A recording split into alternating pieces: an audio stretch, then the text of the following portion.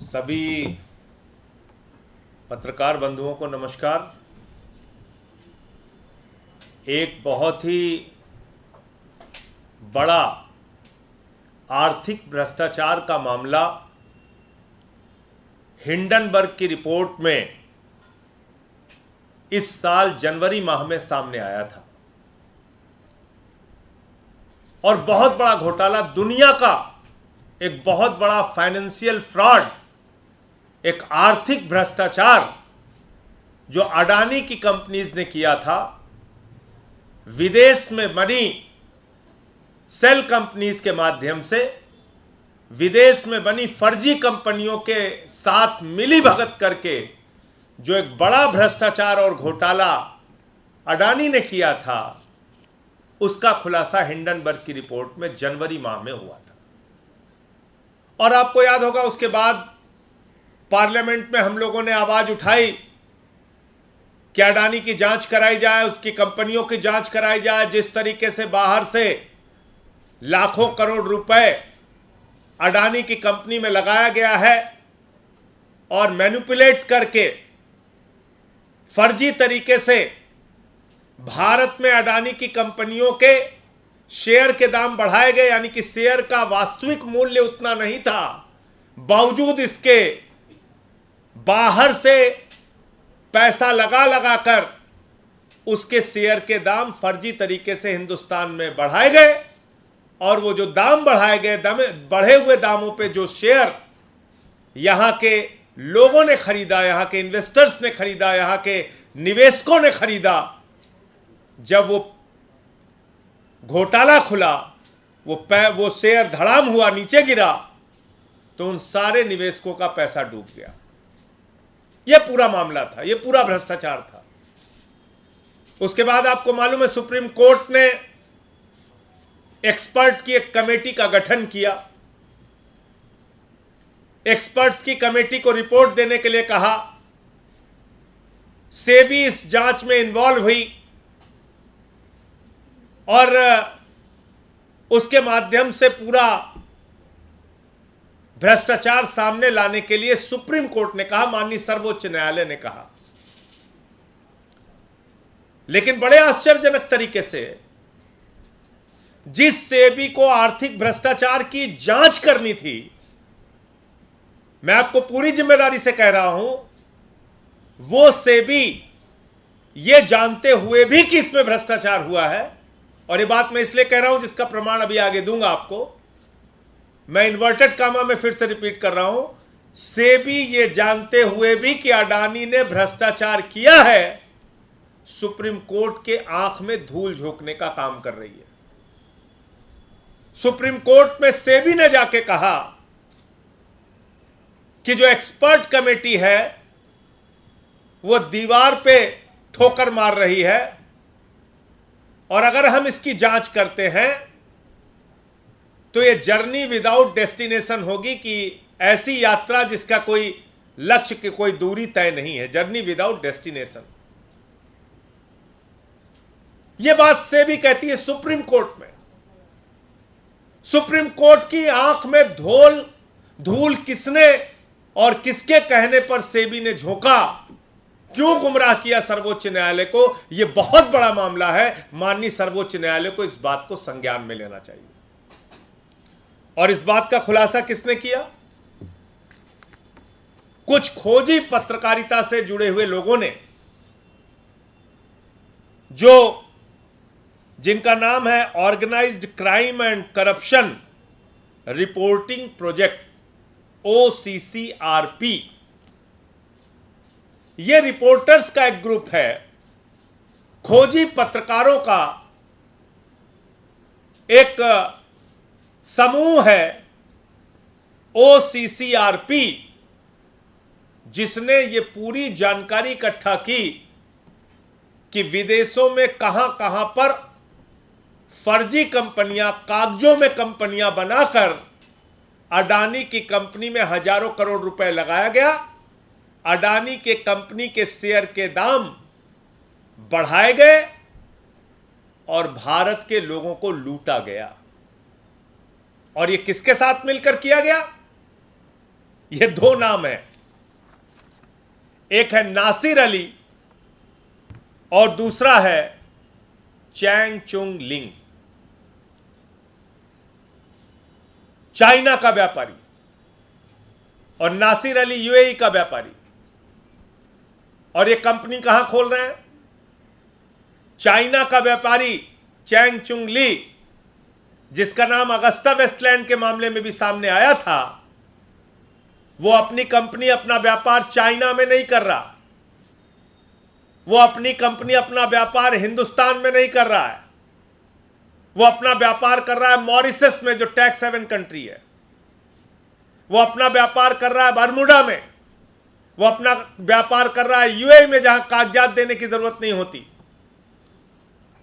ऐसी जगहों पर कागजों में कंपनियां खोल के, मॉरिशस में एक पते पे 6 कंपनी खोल के हजारों करोड़ रुपए अडानी की कंपनी में, हिंदुस्तान में लगाया गया। एक पते पर 6 कंपनियां, और वो कंपनियां क्या काम करती हैं, क्या व्यापार करती हैं, कितने कर्मचारी हैं, कोई अता पता नहीं। क्यों? क्योंकि टैक्स हेवन कंट्रीज के नियम ऐसे हैं, वहां आपको कोई कागजात देने की जरूरत नहीं है, एक बार में कुछ फीस लगती है। आपने अपनी कंपनी खोली, उस कंपनी की कितनी आमदनी हो रही है, वो पैसा कहां लगाया जा रहा है, वो पैसा काला धन है कि क्या है, कोई जानकारी आपको देने की आवश्यकता नहीं है। ना मॉरिशस में, ना बरमूडा में, और ना ही यूएई में सारी जानकारी आपको देने की जरूरत है। अब सवाल उठता है कि चैंग चुंग ली और नासिर अली, इनकी कंपनियां क्या हैं और किसके साथ मिलकर खेल कर रहे थे? तो ये ओसीसीआरपी ने खुलासा किया है, ये पत्रकारों ने, जो इन खोजी पत्रकार हैं, वरिष्ठ पत्रकार हैं, उन्होंने खुलासा किया है कि ये गौतम अडानी के भाई विनोद अडानी के साथ मिलके, गौतम अडानी के भाई विनोद अडानी के साथ मिलके सेबी के नियमों के विरुद्ध फर्जी कंपनियां बना के पैसा भारत में लगा रहे थे। सीधा सीधा मनी लॉन्ड्रिंग का मामला है। भारत से पैसा विदेशों में जाता था, विदेशों से पैसा अडानी की कंपनी में आता था, अडानी की कंपनी के शेयर के दाम बढ़ाए जाते थे, और करीब करीब इसमें जितने भी दाम बढ़ते थे, जो भारत के इन्वेस्टर हैं, भारत के लोग हैं, वो बढ़े हुए दामों पे अडानी का शेयर खरीदते थे। और जब ये भ्रष्टाचार का खुलासा हिंडनबर्ग की रिपोर्ट में हुआ, तो करीब करीब 5 लाख करोड़ रुपए का अडानी ग्रुप्स को, अडानी की कंपनियों को नुकसान हुआ, 5 लाख करोड़ रुपए का। अब इनमें से 2 फिगर जो खुद सेबी कह रही है, वो मैं आपके सामने बोलना चाहता हूं। सेबी ने बताया कि 22,000 करोड़ रुपए तो जो छोटे निवेशक थे उनका नुकसान हुआ है। किसी ने बेटी की शादी के लिए पैसा रखा था, किसी ने मकान बनवाने के लिए पैसा रखा था, किसी ने बीमारी में, मुसीबत में पैसा काम आएगा वो पैसा रखा हुआ था, और उसने सोचा कि चलो अडानी के कंपनी में पैसा लगाते हैं, इसके शेयर का दाम बढ़ेगा तो हमारी भी कुछ आमदनी बढ़ जाएगी। पीएफ का पैसा जो लगा, जो बाकी कंपनियों का पैसा लगा, वो छोड़ देते हैं, मैं सिर्फ मोटे मोटे तौर पे बता रहा हूं। तो पैसा लोगों ने लगा दिया अपना, तो ऐसे लोगों का करीब करीब 22,000 करोड़ रुपए डूब गया। एलआईसी ने भी अडानी के शेयर खरीदे थे, ये सोचकर कि अडानी की कंपनी के शेयर के दाम बढ़ रहे हैं, अडानी की कंपनियों को फायदा हो रहा है। 36,000 करोड़ रुपए एलआईसी ने लगाए थे, और 16,000 करोड़ रुपए का नुकसान एलआईसी को हुआ। एलआईसी में किसका पैसा लगता है? जीवन के साथ भी, जीवन के बाद भी हर आदमी एलआईसी की पॉलिसी खरीदता है, और वो एलआईसी का पैसा 16,000 करोड़ रुपए डूब गया। 5 लाख करोड़ रुपए का नुकसान अडानी की कंपनियों को हुआ। और कौन कौन से लोग इसमें शामिल थे, क्या वो खेल करते थे? एक कंपनी है इमर्जिंग इंडिया फोकस फंड, ये नासिर अली और चैंग चुंग ली की कंपनी है। और दूसरी कंपनी है ईएम रिसर्जेंट फंड, ये भी चैंग चुंग ली और नासिर अली की कंपनी है। और इन कंपनियों को कौन एडवाइस करता था, कौन कहता था कि आप यहां पे कंपनी लगाइए? उस कंपनी का नाम है Excel to provide advisory services to EIFF and EMRF। Excel जो है ये विनोद अडानी की कंपनी है। अब ये विनोद अडानी एडवाइजरी कंपनी है किसके लिए? नासिर अली के लिए और चैंग चुंग ली के लिए। विनोद अडानी कौन है? गौतम अडानी का भाई। वो किसको एडवाइस कर रहा है? वो एडवाइस कर रहा है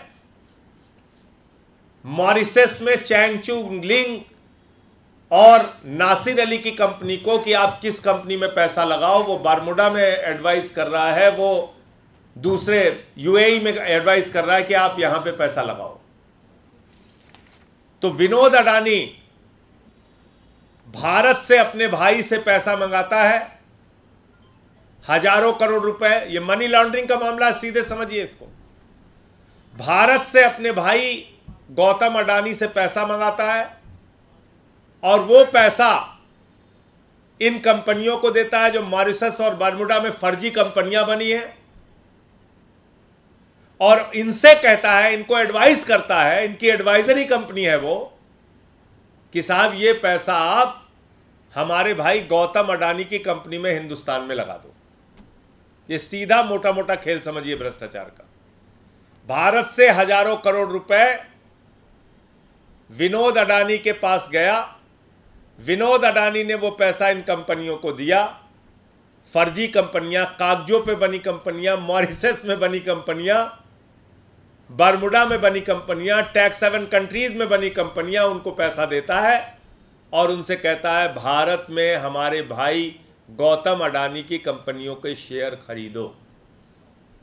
जो कंपनियां यहां घाटे में चल रही हैं उसके शेयर के दाम खरीद कर उसके दाम बढ़ाओ, और जब उसके दाम बढ़ेंगे तो उस झांसे में हिंदुस्तान का आम आदमी फंसेगा, वो उस शेयर को खरीदेगा, और जब वास्तविक मूल्य का पता चलेगा तो सारे शेयर धड़ाम हो जाएंगे, लोगों के पैसे डूब जाएंगे। इतना बड़ा भ्रष्टाचार हुआ, जिस भ्रष्टाचार की जांच OCCRP पत्रकारों का एक समूह कर सकता है, तो आखिर एक्सपर्ट्स कमेटी की रिपोर्ट में यह सच्चाई क्यों नहीं आ रही है?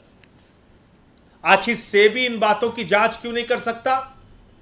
क्योंकि मामला नरेंद्र मोदी जी के करीबी दोस्त गौतम अडानी से जुड़ा हुआ मामला है।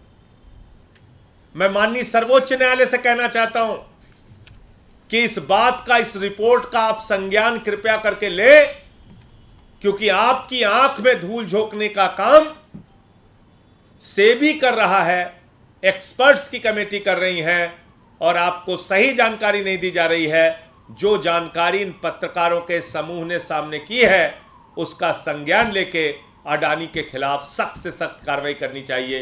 ये ईडी से भी जुड़ा हुआ मामला है। ये तमाम जो फाइनेंशियल करप्शन की जांच करती हैं उन सारी एजेंसियों की जांच की जिम्मेदारी थी, जिन्होंने नहीं किया। सेबी को इसकी जांच करनी थी, और सेबी ने खुद, अब वो अंतिम बात कह के मैं अपनी बात खत्म करूंगा, सेबी ने 2014 के पहले एक रिपोर्ट दाखिल की थी। किसके बारे में? अडानी की कंपनियों के बारे में। और वो क्या रिपोर्ट थी कि मॉरिशस से अडानी के पावर प्रोजेक्ट में कुछ इक्विपमेंट्स आए, कुछ उपकरण आए। और मजेदार बात क्या है, वो उपकरण कहां से खरीदे गए? चीन से खरीदे गए। चीन से जो उपकरण खरीदा गया वो सीधे हिंदुस्तान आएगा, या मॉरिशस से घूम के आएगा? मैं फिर रिपीट कर रहा हूं, अडानी की महाराष्ट्र में बिजली की कंपनियां हैं, जिन कंपनियों के लिए 2014 के पहले चीन से कुछ उपकरण खरीदे गए, लेकिन उन उपकरणों का दाम महंगा दिखाना था, इसलिए चीन से वो उपकरण मॉरिशस जाते हैं और मॉरिशस से हिंदुस्तान आते हैं। ये सब ऑन पेपर हो रहा है इन्हीं फर्जी कंपनियों के जरिए, इन्हीं फर्जी कंपनियों के जरिए। और ये मैं नहीं कह रहा हूं, ये डीआरआई की रिपोर्ट है, डीआरआई की report, directorate of revenue intelligence की रिपोर्ट है 2014 के पहले, और ये सारी रिपोर्ट और जानकारी सेबी को दिया था डीआरआई ने। तो सेबी को तो पता है, फिर सेबी सुप्रीम कोर्ट पे झूठ क्यों बोल रहा है? सेबी को तो मालूम है कि चीन से जो उपकरण आए थे फर्जी, उनकी बिलिंग मॉरिशस में तैयार की गई, उपकरणों के दाम बढ़ाए गए, और जब उपकरणों के दाम बढ़ाए गए तो निश्चित रूप से बिजली महंगी होगी। तो अल्टीमेटली जो लूट होती है, भ्रष्टाचार होता है, वो जनता के साथ होता है। तो मोटे मोटे तौर पे 3-4 बातें हैं।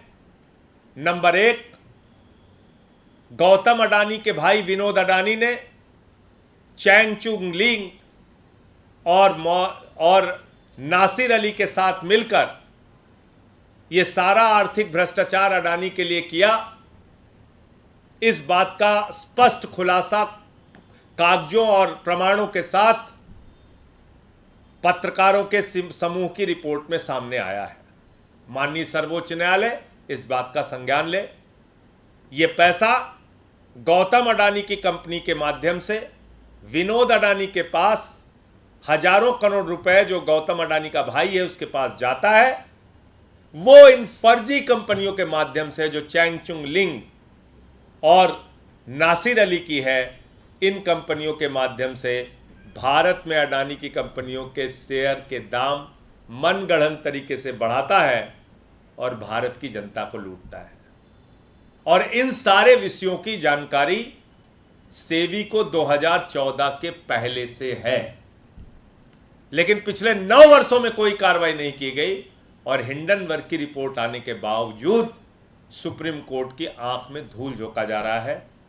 मैं इस पर ईडी को भी पत्र लिखूंगा, सेबी को भी पत्र लिखूंगा, और दोनों भ्रष्टाचार, जो गुजरात में भ्रष्टाचार हुआ है अडानी की कंपनियों ने किया है, और जो ये हिंडनबर्ग की रिपोर्ट में जो भ्रष्टाचार सामने आया है, फर्जी कंपनियां बना के उनकी कंपनियों में जो पैसा लगाया गया है, जो भारत के लोगों को लूटा गया है, वो सारा मामला ईडी को लिख कर दूंगा, और इस पर आगे की कार्रवाई क्या हो सकती है उस पर हम लोग काम करेंगे।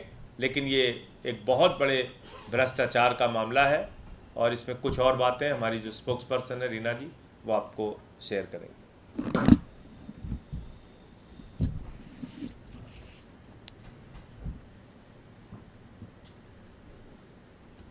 दोस्तों, आपने पॉन्जी स्कीम का नाम सुना होगा। पॉन्जी स्कीम क्या होती है? आपके पास कोई एजेंट आएगा, वो बोलेगा कि 10,000 रुपये जमा करो, 2 साल में 1 लाख हो जाएंगे। आपको लगेगा कि ये तो कुछ अजीब लग रहा है, ऐसा नहीं होता है। 10,000 रुपये 2 साल में 1 लाख कैसे हो जाएंगे? ऐसी भारत के इतिहास में अनेकों पॉन्जी स्कीम आई हैं, और जो भारत की हमारी एजेंसीज हैं, जैसे सेबी है, ईडी है, सीबीआई है, इन सब की जिम्मेदारी होती है कि ऐसी पॉन्जी स्कीम से लोगों को, आपको और हमें बचाएं। आज जो ओसीसीआरपी की रिपोर्ट आई है, उससे ये क्लियर हो गया है कि दुनिया की सबसे बड़ी पॉन्जी स्कीम अडानी जी और उनकी फैमिली मोदी जी की मदद से हमारे देश में चला रही है। और कैसे चला रही है? सेबी का नियम यह है कि अगर कोई भी कंपनी स्टॉक मार्केट में लिस्टेड है, तो उस कंपनी के शेयर्स जो हैं, वो एक मिनिमम नंबर ऑफ शेयर्स, उसको बोलते हैं फ्री फ्लोट, कम से कम 25% शेयर जो होते हैं उसके, वो एक्सचेंज में होने चाहिए। क्योंकि अगर शेयर्स उससे कम हो जाएंगे तो एक तरीके से आर्टिफिशियल उसकी डिमांड क्रिएट हो जाएगी। अगर कोई भी चीज़ बाजार में कम हो जाती है तो उसका रेट बढ़ जाता है। अब सबको लगेगा कि अडानी के शेयर बाजार में कम है, तो आप और हम सोचेंगे कि यार बड़ी बढ़िया कंपनी है, इसीलिए सब इसके शेयर खरीद रहे हैं और बाजार में शेयर की मात्रा कम हो गई है, हमें भी फटाफट इसके शेयर खरीद लेने चाहिए। लेकिन असलियत में आप और मैं जो साधारण निवेशक होते हैं, हम कभी कंपनी की बैलेंस शीट में क्या है, क्या एसेट है, उसकी एक्चुअल वैल्यू क्या होनी चाहिए, वो सब हमें क्लियर नहीं होता है। ये जिम्मेदारी होती है सेबी की कि सेबी ये निश्चित करे कि मार्केट में जो फ्री फ्लोट है, जो देश का कानून है, उतने शेयर्स होने चाहिए।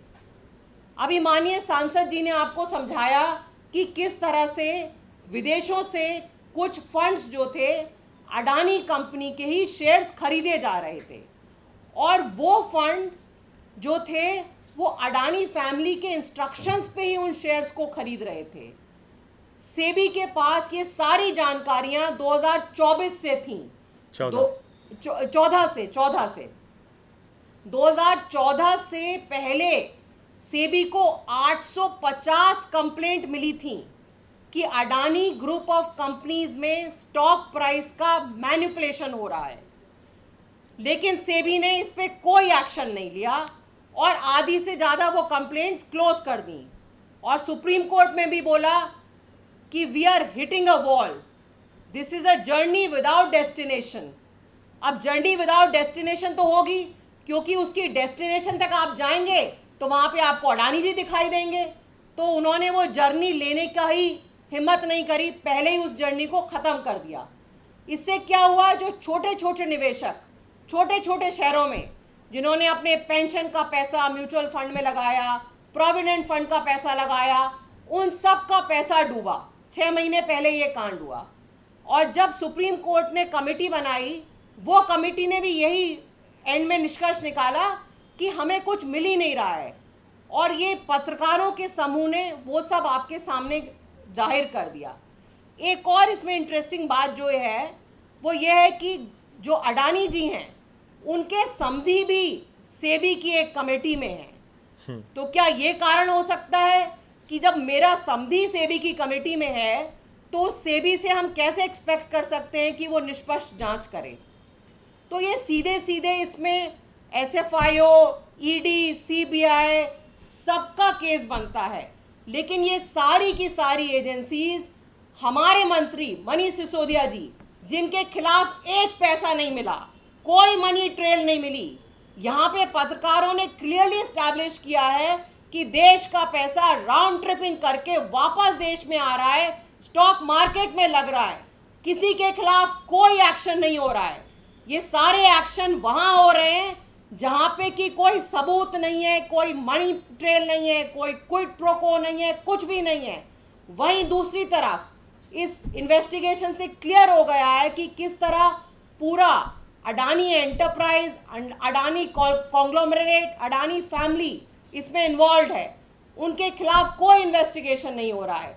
आज आप सबके माध्यम से हम फिर से कह रहे हैं कि इस पे जेपीसी बननी चाहिए, जेपीसी को इसकी तह तक जाना चाहिए, क्योंकि क्लियर हो गया है कि चाहे सेबी हो, चाहे ईडीआई हो, कोई और एजेंसी इसमें कोई जांच नहीं कर पा रही है। और उसका अंत में क्या होता है, छोटे निवेशक ही इसके शिकार बनते हैं, क्योंकि छोटे निवेशक को पूरी जानकारी नहीं होती है कि कैसे आर्टिफिशियली शेयर का प्राइस आज 2 रुपये है, कल 100 रुपये हो रहा है, फिर 50 रुपये हो रहा है, किसी को कोई जानकारी नहीं होती है। सबको लगता है बढ़िया कंपनी है, इसमें पैसे लगाना चाहिए, और कैसे कितने करोड़ों लोगों का पैसा इसमें डूब चुका है। तो आज आप सबके माध्यम से हम फिर ये कह रहे हैं, फिर से मांग कर रहे हैं कि जेपीसी बननी चाहिए, और हम लोग ईडी, सीबीआई सबको चिट्ठी लिखेंगे, सारा जो सबूत है उनके पास भेजेंगे। तो मेरे ख्याल से इसमें बहुत ज़्यादा दिमाग लगाने की ज़रूरत नहीं है, चीज़ें बिल्कुल साफ तौर पे लोगों को समझ में आ रही हैं। और पत्रकारों के एक समूह ने जब ये सब कुछ पकड़ लिया तो सेबी और एक्सपर्ट कमेटी की रिपोर्ट क्यों गुमराह कर रही है सुप्रीम कोर्ट को, ये भी समझा जा सकता है, क्योंकि मामला मोदी जी के करीबी दोस्त का है, अडानी का है। आप बताइए ना, एक कंपनी, एक पते पे मॉरिशस में 6 कंपनियां बन रही हैं। उन 6 कंपनियों में एम्प्लॉई कितने हैं, कितने कर्मचारी हैं, पता नहीं। उन 6 कंपनियों की आमदनी का जरिया क्या है, पता नहीं, क्योंकि टैक्स हेवन कंट्रीज में कोई आपको ITR दाखिल करना होता नहीं है, कोई जानकारी आपको देनी होती नहीं है, और हजारों करोड़ रुपए उन्हीं कंपनियों के माध्यम से अडानी की कंपनी में लग जा रहा है। तो सीधा सीधा ये काला धन है, मनी लॉन्ड्रिंग का मामला है। क्यों कार्रवाई नहीं हो रही है? बाकी तो पूरे देश में घूम घूम के ED CBI कार्रवाई कर रही है, इस मामले में खामोश क्यों है? ये एक सवाल है लोगों के मन में। आपके कोई प्रश्न हो तो आप पूछ सकते हैं। जो सेबी में अडानी के संधि, इनका नाम मिल सकता है क्या? इनका नाम है सिरिल श्रॉफ। ये पहले भी हम लोगों ने बताया था, सिरिल श्रॉफ उनके समधी हैं, और सेबी उनके खिलाफ कैसे रिपोर्ट देगी जब सारे रिश्तेदार बैठे हुए हैं एक दूसरे जगह। एक और प्रश्न है कि ये 2014 से पहले अगर घोटाला हुआ था तो किस पीरियड में हुआ था, और 2014 के बाद भी चालू रहा है क्या? देखिए, 2013 से लेकर 2018 तक इन कंपनियों ने, जिन 2 कंपनियों का नाम मैंने बताया, चैंग चुंग की और नासिर अली की कंपनियां, इन 2 कंपनियों ने 2013 से लेकर 2018 तक अडानी के शेयर्स खरीदे हैं, बढ़े दामों पे, उसको बढ़ाने के लिए, उसके रेट्स को बढ़ाने के लिए। और इनकी एडवाइजरी कंपनी कौन है? विनोद अडानी की कंपनी एक्सेल। उनका ही भाई एडवाइस कर रहा है बरमुडा और मॉरिशस की कंपनियों को कि आप हमारे भाई गौतम अडानी की कंपनी में पैसा लगाइए। और वो कंपनियां कौन सी हैं? जिनका ना कर्मचारी का पता, ना फर्जी कंपनियां, पूरी तरीके से फर्जी कंपनियां। तो ये खुली आंखों से देख सकते हैं, समझ सकते हैं कि किस तरह से भ्रष्टाचार इसमें हुआ है। एक इससे सवाल है, G20 को लेकर दिल्ली को सजाया सवारा जा रहा है, एक जगह शिवलिंग जैसा फव्वारा लगाएगा, उसको लेकर विवाद हो रहा है। ये कहा जा रहा है PWD की है, उधर कहा जा रहा है NHA। क्या सच्चाई है, आप लोगों के पास क्या जानकारी है इसको लेकर? देखिए, इस पे मुझसे आप कोई जानकारी मत मांगिए, भाजपाइयों से कहिए वो खड़े होकर माफ़ी मांगे, अपने चुल्लू भर पानी में नाक रगड़ के देश से माफ़ी मांगे। ये भारतीय जनता पार्टी का ट्वीट है, मैंने ट्वीट भी किया है। ये बीजेपी वालों का ट्वीट है। इसमें उन्हीं शिवलिंगों की तस्वीर लगी हुई है जिनको फव्वारे बना के अपमान किया गया शिवलिंगों का। उन्हीं शिवलिंगों की तस्वीर इसमें बनी हुई है। और बीजेपी क्या कह रही है? बीजेपी का ऑफिशियल ट्विटर हैंडल ये कह रहा है कि प्रधानमंत्री नरेंद्र मोदी जी के नेतृत्व में हम लोग शिवलिंगों का अपमान कर रहे हैं। आओ देखो, खुशी मनाओ, डंका पीटो। ये मैं तो नहीं कह रहा हूं, ये तो भाजपा ही कह रहे हैं। अब आ जाइए दूसरी तस्वीर पे। एक तस्वीर और है, यह है दिल्ली के LG महोदय। ये गए हैं, उन्हीं शिवलिंगों के पास खड़े हैं जिनको फव्वारे के तौर पे इस्तेमाल करके शिवलिंगों का अपमान किया गया। LG महोदय उसके साथ फोटो खिंचा रहे हैं, फोटो अपने ट्विटर पे डाल रहे हैं और वाहवाही लूट रहे हैं कि देखो मोदी जी ने कितना बड़ा कमाल कर दिया शिवलिंगों का अपमान करके। तो प्रधानमंत्री नरेंद्र मोदी को अपने LG के खिलाफ कार्रवाई करनी चाहिए। शिवलिंगों का इस्तेमाल फव्वारे के तौर पर शिवलिंगों का अपमान कैसे किया गया? करोड़ों हिंदुओं की भावनाओं को चोट क्यों पहुंचाई गई? क्योंकि यह प्रोजेक्ट NHAI का है। इस प्रोजेक्ट में पैसा NHAI ने लगाया है। इस प्रोजेक्ट का उद्घाटन नितिन गडकरी और LG महोदय ने किया था और साफ तौर पे उसका भाषण उस समय का उठाकर देख लीजिएगा, जिसमें खुद नितिन गडकरी जी ने कहा है कि हम इतना रुपया 1500 करोड़ या कितने की राशि ये हम इस डेवलपमेंट के लिए लगा रहे हैं। सर, ये कहा जा रहा है कि सड़क PWD की है और कैंटोनमेंट एरिया की सड़क है, कैंटोनमेंट एरिया की सड़क है और ये NHAI का प्रोजेक्ट है। और इसका उद्घाटन, इसका निरीक्षण, इस पर वाहवाही लूटने का काम भाजपाइयों ने किया है। प्रधानमंत्री नरेंद्र मोदी जी के नेतृत्व में शिवलिंगों का अपमान हुआ है। और बीजेपी तो पार्टी ऐसी है, प्रभु श्री राम के नाम पे चंदा चोरी करती है बीजेपी अयोध्या के डेवलपमेंट के नाम पे 20 करोड़ का घोटाला करती है, अभी सीएजी की रिपोर्ट में सामने आया। और काशी कॉरिडोर भूलिएगा नहीं आप लोग, काशी कॉरिडोर के नाम पे 300 से ज्यादा शिवलिंगों को तोड़ा गया था बनारस में। काशी के अंदर मैं गया था उस समय। ये भाजपा वाले बात करेंगे तो इनके लिए तो एक ही लाइन मुझे आती है कि देखो ऐ दीवानों ऐसा काम ना करो और राम का नाम बदनाम ना करो। ये ना राम के हैं, ना आम के हैं, ना किसी काम के हैं।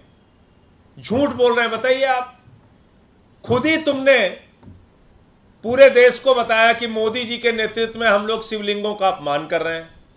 आज खुद ही ड्रामा कर रहे हो। हटाया इस एलजी को, इसके खिलाफ कार्रवाई किया कुछ आपने? वही तो जाके लगवा रहा है, 3-3 बार 4-4 बार विजिट कर रहा है, फोटो खिंचा रहा है, अपने शिवलिंगों का फौहारा बनवा रहा है।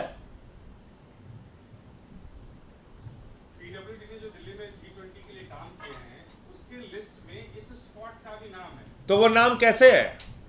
प्रगति मैदान, सुन लीजिए ना आप, प्रगति मैदान में जो टनल बनी उसकी वर्किंग एजेंसी पीडब्ल्यूडी थी।